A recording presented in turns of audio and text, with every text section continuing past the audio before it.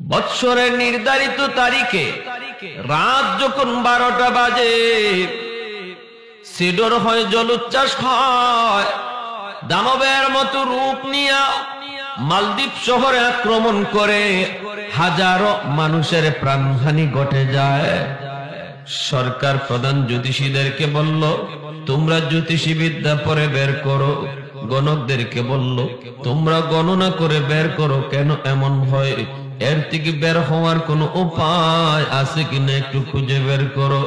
জ্যোতিষীরা জ্যোতিষী বিদ্যা পরে বের করে বলতেছে, জাহাপনা, আমরা যদ্দূর জেনেছি এটা একটা খবিস জিন্নাতের কারসাজি। এই জিন্নাতের কারণে এমন হয়। যদি এর থেকে বাঁচতেই হয় তাহলে সুন্দরী কুমারী একটা মেয়েকে সাগরের পারে যে রাম মন্দির দেখা যায়, ওই রাম মন্দিরে তারে রেখে দিতে হবে। রাতের বেলা তারে রাখা হবে, সকাল বেলা যায় তার লাশ পাওয়া যাবে। যদি এই বুক দেওয়া হয়, ওই খবিস জিনকে যদি বুক দেওয়া হয়, তাহলে সিডর থেকে রক্ষা পাওয়ার একটা মাত্র উপায়, আর কোনো উপায় আমরা দেখি না। মালদ্বীপের বাদশা কয়, সুন্দরী কুমারী মেয়েদের তালিকা তৈরি করো। বৃহৎ স্বার্থের দিকে তাকায়া ক্ষুদ্র স্বার্থের জলাঞ্জলি দেওয়া হবে। দেশ রক্ষার জন্য যদি একজনের জান দিতে হয়, হাজারো মানুষের জান রক্ষা হবে। তালিকা তৈরি করা হয়।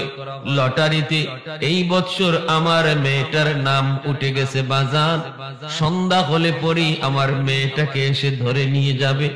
এজন্য মা কাঁদতেছি, যেই মেয়েটাকে এত আদর করে মানুষ করলাম, এত আদর করে লালন পালন করলাম, আজ আমি মার চোখের সামনে মেয়েটাকে মৃত্যুর হাতে ঠেলে দিব। এটা কোন মা সেটা সহ্য করবে? কোন বাবা এমন সহ্য করবে? এজন্য মা কাঁদতেছি। এই কথা বলতেই হাফেজ আবুল বারাকাত কয়, মা টেনশন করো না, আমি এর সমাধান দিব। মা কোনো টেনশন নাই, কোনো চিন্তা নাই, কোনো পেরেশানি নাই, সমাধান আমি দেব, সলিউশন আমি করব। আমার বোনের জামা কাপড় পরায়া আমাকে মেয়ে লোক বানাইয়া তুমি বসায় রাখো, ওরা আমাকে মেয়ে মনে করে মন্দিরে রেখে দিক, আর আমি দেখবো আমার ভিতরে যা আছে ইডার পাওয়ার বেশি নাকি জিনের পাওয়ার বেশি। মহিলায় কই, বাবা কি কও তুমি? আমি তোমাকে হারাইতে পারি না, আমি তোমাকে বড় আশা করে এনেছি। মেয়েটাকে অল্পদিন পরে তো স্বামীর হাতে এমনি তুলে দেওয়া লাগবে, কিন্তু আমি যদি বৃদ্ধ হই, আমি যখন বৃদ্ধা হব, আমাকে কে খাওয়াবে, কে পালবে, কে আমাকে দেখশন করবে? এজন্য আমি তোমাকে বড় আশা করে এনেছি বাজান, না তোমাকে আমি হাতছাড়া করতে পারবো না। হাফিজ সাহেব কই, না গো মা টেনশন করো না, তুমি মনে করতেছো আমাকে জিন্নাত মেরে ফেলবি, আমাকে জিন্নাত খেয়ে ফেলবি, কিন্তু জানো না আমার সিনার ভিতরে কি আল্লাহ পাক রেখে দিয়েছে। আমার সিনায় যে 30 পারা কোরআন, এই কোরআনের পাওয়ার জিনের পাওয়ারের চেয়ে হাজার হাজার গুণ বেশি। মহিলা আল্লাহর কোরআন কি জিনিস চেনে না, বুঝে না। মহিলায় কই, বাবা কোন কোরআনের কথা বলো, কোন 30 পারার কথা বলো? আমি তো বুঝি না, আমি জানি না। ছেলেটায় কয়, মা তোমার বুঝতে হবে না, শুধু আমার বোনটারে তুমি নানার বাড়ি পাঠায় দাও, নানির হাতের পিঠা খাওয়াও, আর বোনের কাপড় পরাইয়া আমাকে মেয়ে লোক বানায় বসায় রাখো। আমার দাড়ি নাই, মোছ নাই, আমি যদি মেয়ে লোকের পোশাক পরে বসা থাকি, ওরা কোনোভাবেই টের পাবে না, কোনোভাবেই টের পাবে না আমি যে একটা ছেলে মানুষ, এটা কখনো ওরা টের পাবে না। আমাকে নিয়ে যাক, পরেরটা পরে। মা তুমি বিন্দু পরিমাণ টেনশন করো না, তোমার ছেলে নিরাপদে আবার তোমার কোলে ফিরবে। আল্লাহু আকবার, জোরে কোন, আর একটু জোরে কোন, আল্লাহু আকবার। প্রশংসা করব কার? আর একটু জোরে মালিকের নাম কার? আসমান জমিনের মালিক কে? রাজত্ব চলবে কার? নাকি ইসরায়েলের, আমেরিকার? আসমান জমিনের মালিক কে? আল্লাহ। রাজত্ব চলবে আল্লাহ। আল্লাহ। আওয়াজ চাই, আওয়াজ, আওয়াজ। আমরা জায়গা মতো নরম হওয়াও জানি, জায়গা মতো গরম হওয়াও জানি। এটা ইসলাম শিখায়। ইসলাম বলে নিজেদের ভিতরে মারামারি করো না। রুহামা বাইনাহুম, এক ভাই আওয়ামী লীগ করে, আরেক ভাই বিএনপি করে, সে তোমার ভাই, সে মুসলমান ভাই। দল ভিন্ন হোক, মারামারি করো না ক্ষমতার জন্য, চেয়ারের জন্য না। তার সাথে তোমার ইমানের সম্পর্ক। চেয়ারের চেয়ে ইমানের দাম বেশি, দলের চেয়ে ইমানের দাম বেশি, নেতার চেয়ে ইমানের দাম বেশি। আমি নেতা মানবো ততক্ষণ যতক্ষণ কোরআন মানে, ইসলাম মানে। দল করব ততক্ষণ যতক্ষণ দল ইসলাম মানবে, কোরআন মানবে। যেদিন থেকে দেখবো দল ইসলাম মানে না, কোরআন মানে না, ওই দিন থেকে দল মানি না, দল করি না, এর নাম হলো মুসলমান। ঠিক কিনা? মাল ঈমান ইয়া রাসূলুল্লাহ। নবীজিকে প্রশ্ন করা হয়েছে, নবী গো ঈমান কাকে বলে? আল্লাহ নবী বলে, ইযা সাররাতকা হাসানাতুকা ওয়া ইযা সাআতকা সাইয়্যাতুকা ফাআনতা মুমিন। ইসলামের পক্ষে কথা শুনলে যদি তোমার ভালো লাগে, তুমি টেনশন করো না, বোনটারে তার নানার বাড়ি পাঠায় দাও। এই বইলা বোনটারে নানার বাড়ি পাঠায় দিল। এইদিকে বোনের জামা কাপড় পইরা হাফেজ আবুল বারাকাত মেয়ে লোক সাইজা সে পালঙের মধ্যে বসা রইল। সন্ধ্যা হয়ে গেল, দরজায় আইসা সরকারি ফৌজ নক করলো। মহিলা যেই মাত্র দরজা খুলছে, কইলা দেখে সরকারি সৈন্য। দেখা মাত্রই মহিলায় কয় রাম রাম রাম। হাফেজ সাহেব কয় মাগো রাম রাম কয় আলাপ নাই, রামে কোনো কাম হইব? রামে কোনো কাম হইব? আবু জাহেল একদিন যায় দোস্তর বাড়ি বেড়াইতো। আবু জাহেল অসুবিধা হইতেছে আপনাদের কি ভাই? পিছনে ভাইয়ের অসুবিধা হইতেছে ভাই? আবু জাহেল যায় দোস্তর বাড়ির, গিফট নিয়ে যাইব। কি লিয়ে যাইব? গিফট। তাদের কাছে সবচেয়ে বড় গিফট হইল ভগবান মূর্তি। একটা কান্দে লইয়া আবু জাহেল রওনা দিছে। রাস্তার মাঝে আবু জাহেলের ফসরাবে ধরছে, গাছের সাথে মূর্তিটারে খাড়া করাইয়া হে ফসরাব করতে বইছে। ইন দি মিন টাইমে কুত্তা আইছে। কুত্তার খাসলত হইল দেখবা, কোনো কিছু খাড়া দেখলেই হের ফসাবের বেগ ধরে। কোনো কিছু খাড়া দেখলেই কুত্তার ফসরাবে বেগ আয়। গাছের গুড়া ছাড়া খালি মাঠে কুত্তায় ফসরা করে না। কুত্তায় একটু একটু আড়াল খুঁজে, কিন্তু বুঝি না আমগো দেশে কিছু আছে, কিন্তু আড়াল মারাল খুঁজে না। হে খোলা ময়দানে ছাইরা দেয়। এই ধরনের খাসলত যদি কারো থাকে, কোনো লজ্জা শরম নাই, একটু আরো খুঁজে না, এর খাসলত এটা কুকুরের চেয়েও নিকৃষ্ট। ঠিক কিনা? জোরে এখন কুকুরের একটু হায়া আছে, হের যে এতটুকু হায়াও নাই, তাইলে কি হেরে কুকুরের সমান কইবেন না? কুকুর থেকে আরো বাদ? আপনারা কইছেন, আমি কইছি না। কিন্তু কুত্তা আইয়ই যেই দেখছে একটা খাড়া, হে কি আর ভগবান বুঝেনি? কুকুরে সা সা করে ট্যাং ফিল্লে ছাড়ছে। আবু জাহেল ফসরাব করে আর কয় আমি ফসরাব করি ইবায়, আওয়াজ দি করে হিবায়। ঘটনা কি? ফসরাবের আওয়াজ করলো তো ইবায় করতো, ফিসে করে কি? তাড়াতাড়ি করে হ্যাঁ ফসরাব উস্তাদ পিছনে ছায়া দেখে এর ভগবানের কাম সাইরে লিছে। তখন আবু জাহেল কইছিল দূর দূর কইরা, তুই কুত্তার ফসরাব থেকে নিজেরে বাঁচাইতে পারলেন না, আমরা রে কেমনে বাঁচাইবি? হ্যাঁ, কথা হলে মনে মুহাম্মদের ধর্মই সত্য। ওই হারামি সবই বুঝতো, এরপরও মানতো না কেন? কারণ তার নেতাগিরি চলে যাইব। সবই বুঝছে। আবু জাহেলে গোপনে ঠিকই কইছে তার দোস্তরারে, মুহাম্মদ যা কয় সব ঠিক কয়, তে মানুষ না কে লাগি দূর বেটা, মুহাম্মদের মানলে আমার কাছে বিচার লই আইব কে? বিচার তো সব মুহাম্মদের কাছে যাইব। এজন্য মানে না। রাম রাম দরজা কইলা দেওয়ার পর সরকারি ফৌজেরা ভিতরে ঢুইকা দেখে এত সুন্দর একটা মেয়ে বিছানায় বসা, চেহারা কত সুন্দর হবেই তো, কারণ এই হাফেজে কোরআনের বাড়ি মালদ্বীপ নাকি নবীর দেশে? হ্যাঁ বলুন তো, ওরা যদিও ভাবতেছে এত সুন্দর মেয়েটা মেয়ে না ছেলে, মেয়ে না ছেলে, এটা কি সরকারি সৈন্যরা জানে? মোটেও জানে না। এরা আসছে তারে নেওয়ার জন্য, এরা আসছে তারে নেওয়ার জন্য। যেই মাত্র হাতে ধরছে, কয় আমাকে নেওয়া লাগবে না, হাতেও ধরা লাগবে না, আমি নিজেই যাব, আমাকে নিয়ে টানাটানি করা লাগবে না, আমি নিজেই তোমাদের সাথে যাব। এই বইলা হাফেজ আবুল বারাকাত সে রওনা দিয়া দিছে। সরকারি সৈন্যরা আগে আগে যায়, হাফেজ সাহেব পিছনে পিছনে যায়। এইভাবেই চলছে, এইভাবেই যাইতেছে। যাইতে যাইতে রাম মন্দিরের ভিতরে তারে ঢুকাইয়া সরকারি ফৌজেরা চলে আসতেছে।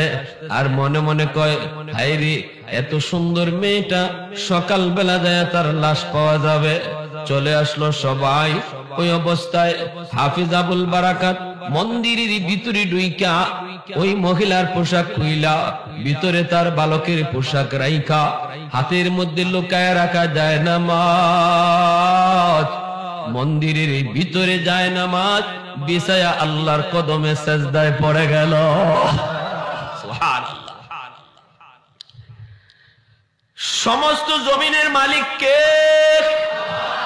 যে কোনো জায়গায় আল্লাহর কদমে সেজদা দেয়া যাবে, ঠিক কি না ভাইয়েরা বন্ধুরা? মন্দিরের ভিতরে আল্লাহর কদমে সেজদায় পড়ে যায় আর আল্লাহকে ডাক দেয়া কই, মালিক আজ প্রমাণ হবে, আজ প্রমাণ হবে ওই জিনের শক্তি বেশি, সিডরের পাওয়ার বেশি, নাকি তোমার 30 পারা কোরআনের পাওয়ার বেশি? আজ চ্যালেঞ্জ হয়ে যাবে, আজ চ্যালেঞ্জ হয়ে যাবে। আল্লাহ আজকে দেখা যাবে কোরআনের পাওয়ার বেশি নাকি জিনের পাওয়ার বেশি। এই বইলা সে আল্লাহর কোরআনের সূরা ইয়াসিন পড়া শুরু করলো। এর ভিতরে রাত 12টা বেজে গেল। সরকারের পক্ষ থেকে পাগলা ঘন্টা বাজানো হলো, সতর্ক সংকেত বাজানো হলো, সাইরেন বাজানো হলো। হাফেজ আবুল বারাকাত মন্দির থেকে সাগরের দিকে তাকায়, তাকায় দেখে পানিটা বিশাল আকারের রূপ ধারণ কইরা এমনি সামনের দিকে আগাইতেছে, মালদ্বীপ শহরের দিকে আগাইতেছে। হাফেজ আবুল বারাকাত আল্লাহর কোরআনের সূরা ইয়াসিন, সূরা ইয়াসিন ওয়াল কুরআনিল হাকীম পয়রা একটা ফু দিয়া দিল। এই ফুটাকে আল্লাহ পাক অ্যাটম বোমার মতো শক্তিশালী বানাইয়া এত বিশাল আকারের সিডরের মোকাবেলায় আল্লাহ পাঠায় দিল। সাগরের মাঝখানে যাইয়া আল্লাহর কোরআনের ইয়াসিন এমন ভাবে আঘাত করলো, দানবের মতো পানি মুহূর্তের ভিতরে সাগরে দেবে গেল। আলহামদুলিমান কদ্দার খাইরাম ওয়া খাবালা, আলহামদুলিমান কদ্দার খাইরাম ওয়া খাবালা, ওয়া শুকরু লিমান সাওয়ারা হুসনাও ওয়া জামালা, ফরদুন সামাদুন আন সিফাতিন খালকে বারিউন, রব্বুন আযালিয়ুন খালাকাল খালকা কামালা, লা জিদ্দা ওয়ালা নিদ্দা ওয়ালা হাদ্দা লিমাওলা, আল আনা কামা কানা ওয়ালাম ইয়ালকা যাওয়ালা, আল আনা কামা কানা ওয়ালাম ইয়ালকা যাওয়ালা। মুসলমানের আওয়াজে বলেন আল্লাহু আকবার। আল্লাহর কোরআনের পাওয়ার আসেনি না নাই? হুজুররা যে ফু দেয়, ফুর মধ্যে অ্যাকশন আসেনি না নাই? আওয়াজ আসতে কেন? আসতে হওয়ার কারণ আছে। ফু এখন কাম হয় না, ফুতে এখন কাম হয় না, এজন্য আওয়াজটা আসতে হয়েছে। কাম না হওয়ার পিছনেও দায়ী হুজুর না, দায়ী আমি নিজে। যেই জমানায় হুজুরদের কোরআনের ফুতে কাম হইতো, এই জমানায় মুসলমানের ঘরে কোরআন তেলাওয়াত চলতো। ফু আমার ঘরে ঢুকবে, যেই ঘরে কোরআন তেলাওয়াত হয় এই ঘরে রহমতের দরজা খোলা থাকে। যেই ঘরে কোরআন তেলাওয়াত বন্ধ, রহমতের দরজা বন্ধ। যেই ঘরে টেলিভিশন চলে প্রতিদিন টাইম মতো রুটিন মাফিক, এই ঘরে গজবের দরজা খোলা। আল্লাহর কোরআনের ফু আপনার ঘরে যায় ঢুকতে যায়, যায় দেখে রহমতের দরজা বন্ধ, গজবের দরজা খোলা। কোরআন কোনদিন গজবের দরজা দিয়া ঢুকে, তাহলে দায়ী কে? আমাদের সিলেটের নুরুদ্দিন ঘরপুরি রহমতুল্লাহি আলাইহি বহুত পুরো আল্লাহর ওলি ছিলেন, দুনিয়ায় নাই। আল্লাহ তার কবরখানাকে জান্নাতের উঁচু মাকাম বানায় দেন। এত বড় বুজুর্গ ছিলেন। ইনি মঙ্গলবারে পানিতে মানুষে ফু দিতেন, মানুষ এরকম পানি ভরা নেওয়ার জন্য বোতলে জগে করে পানি নিয়ে আসতো, ইনি ফু দিতেন। কিন্তু ফু দিবেন কেমনে? হাজার হাজার মানুষ, একজনে কয়জনে ফু দিব? এই জন্য মাদ্রাসার সামনে বিশাল একটা পুকুর আছিল। পুকুর চিনেন আপনারা? এই পুকুরের এক কোনায় ইনি ফু দিতেন, দিয়া কইতেন পুকুর থেকে তোমরা পানি লয়ে যাও। এই পুকুর থেকে মানুষের জগ বইরা মগ বইরা পানি নিত, 100 কাম হইতো। মুসলমানের রহমতের দরজা খোলা ছিল প্রতিটা ঘরে। ফজরের পর হাঁটলে পরে ঘর থেকে কোরআন তেলাওয়াতের আওয়াজ শোনা যাইতো। আর এখন মুসলমানের ঘর থেকে ফজরের পরে সারে গামার আওয়াজ শোনা যায়, কোরআন তেলাওয়াত আর শোনা যায় না। সারে গামা আর কোন কোন ঘরের পাশ দিয়ে গেলে মনে হয় ঘরে সব মরে গেছে, কোনো আওয়াজই নেই, দেখকেও কুল পাওয়া যায় না। এক লোক আইছে লন্ডন থেকে, হুজুর আমি লন্ডন থেকে আইছি, আপনার কাছ থেকে একখান ফু নিতাম, হুজুর আমারে একখান ফু দিন। এরকম একটা কাচের জগ লই আইছে, হুজুর ফু তো দিলাম, ওই পুকুর থেকে পানি লিয়ে যাও কি? হুজুর ওটা আমার কি নয় না, ওটা আমার, আপনি পুকুরের এক কোনা ফু দিছেন, ই ফু হি কোনা যায় কি ভাই? আচ্ছা তোমার কি নয় না, তো ঠিক আছে, তোমার জগের মধ্যে আমি খুশুসি ফু দিতাছি, তুমি জগখান ভালো করে ধরো। কাছের জগ বেচারা ইবা ধরছো, হুজুর ধরছো না, না পালা করে ধরো, ধরছো ধরছি না, ওইছে না, আরো ভালো করে ধরো। হ্যাঁ ভালো করে ধরছে। আমাদের উস্তাদরা পাশে ছিলেন, যারা দেখছেন তারা আমাদেরকে বলছেন, হুজুরে দাঁড়ো যাইয়া একখান ফু দেওয়া মাত্রই কাছের জগ ফাইটিয়া সব পানি মাটি পড়ে গেছে, সাথে সাথে টাস টাস করে জগটা ফাইটে গেছে। আল্লাহর কালামের পাওয়ার আছে না নাই? ফখরে বাঙ্গাল রহমতুল্লাহ আলাইহি ট্রেনের মধ্যে এক নাস্তিকে কয়, হুজুর মানুষে আর কত দুঃখা দিবেন আপনারা? হুজুরে কয় কি দুঃখা দিলাম? কই যে মানুষে কয় হুজুর একখান ফু দেন, একটা বাতাস ছাইরা দিলেন। এই বাতাসে কি হইল? বাতাসে কি হইল? এই বাতাস ছাইরা ছাইরা সাধারণ মানুষ আর কত দুঃখা দিবে? হুজুর কখনো বাতাসে যে কি হয় এটা তুমি বুঝো না। কয় বাতাসে আবার কি হইতো? হুজুর কয় বাতাসে কি হয় এটা তুমি বুঝবা কেমন করে? তোমার তো বাপেরই ঠিক নাই, তোমার জন্মে ভেজাল আছে। এমনি রেডি হুজুর এখনই সাইজ করবো, একদম শরীর ফুললে গেছে, চেহারা লাল হয়ে গেছে, মানুষজন জমা হয়ে গেছে, মানুষ হেরে ফিরে রাখতে পারে না। কি হয়েছে বেটা, তুই হুজুর উঠে খেপসাদ মনে মানে হুজুর আমার কি গালিটা দিছে দেখেন, হুজুর আপনি তারা কি কইছেন? হুজুর এখন না না না আমি একটা বাতাস ছাড়ছি। আমি কি ছাড়ছি? একটা বাতাস ছাড়ছি। আমি বাতাসে যে কাম হয় এটা বুঝাইবার লাগি তারে আমি একটা বাতাস ছাড়ছি। সে কইতেছে আমরা যে ফু দেই কোরআন কইরা, এই ফুর মধ্যে কি? বাতাসে তো কিছু নাই। এটা বোঝানোর জন্য দেখেন তো আমি কি তারে মারছি? বলে না, এই হুজুর তোমার মারছে? না হুজুর আঘাত করে নাই, কিন্তু দেখেন তার চেহারা লাল হয়ে গেছে, বডি ফুললে গেছে গিয়া। একটা নাপাক বাতাসে যদি তার চেহারা লাল করে দিল, বডি ফুলাইয়া দিল, আল্লাহর কোরআন পাক এই পাক কালাম পয়রা বাতাস ছাড়লে যে কাম হয় এটা বুঝাইছি।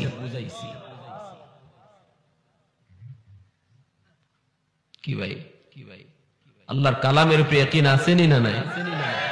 এজন্য আল্লাহ কইছে কোরআন তোমাদের জন্য রহমতের বাউন্ডারি, আমার কালাম তোমাদের জন্য রহমতের বাউন্ডারি।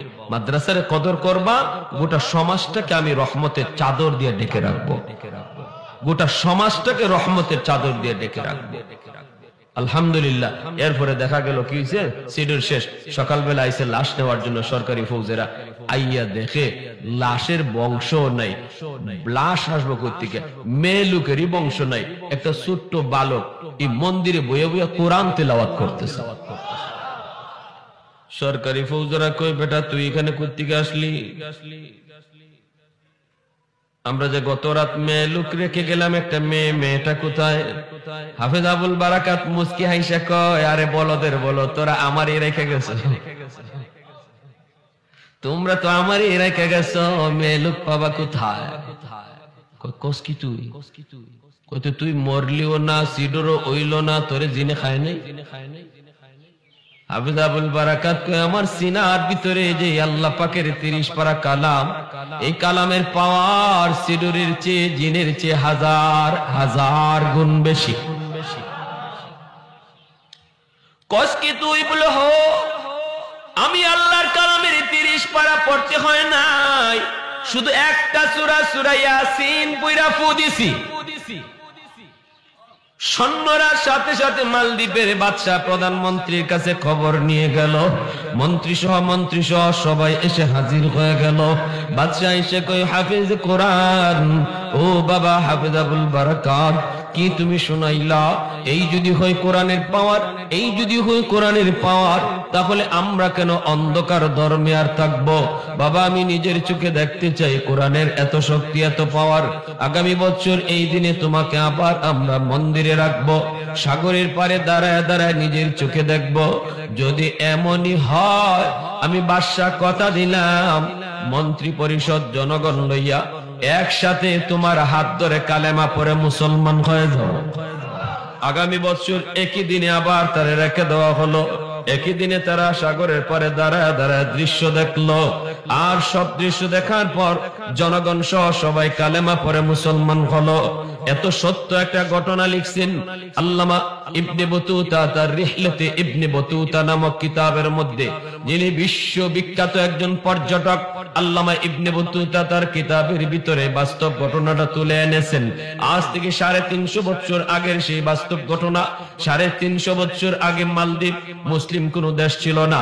ওই হাফেজ সাহেবের হাত ধরে এই দেশটা মুসলমান দেশ হয়ে গেছে। তাহলে কোরআনের দাম, হাফেজে কোরআনের দাম আসেনি না নাই? আরেকটু যখন আসেনি না নাই? আপনাদের মাদ্রাসা ও হাফিজিয়া মাদ্রাসা, আলহামদুলিল্লাহ কোন, আলহামদুলিল্লাহ কোন। এখান থেকে কোরআনের ওই এমন হাফিজ গুলা তৈরি হবে, এরা আল্লাহর কালামের পাখি, আল্লাহর কালামের পাখি। যত কদর করব আল্লাহ আমারে তত নিরাপদ রাখবে। মাদ্রাসারে বাঁচানো মানে নিজে বাচ্চা থাকা, মাদ্রাসারে সহযোগিতা করা এর অর্থ মাদ্রাসারে টিকায় রাখা না। মাদ্রাসারে সহযোগিতা করার অর্থ হলো আল্লাহ আমাকে টিকায় রাখবে।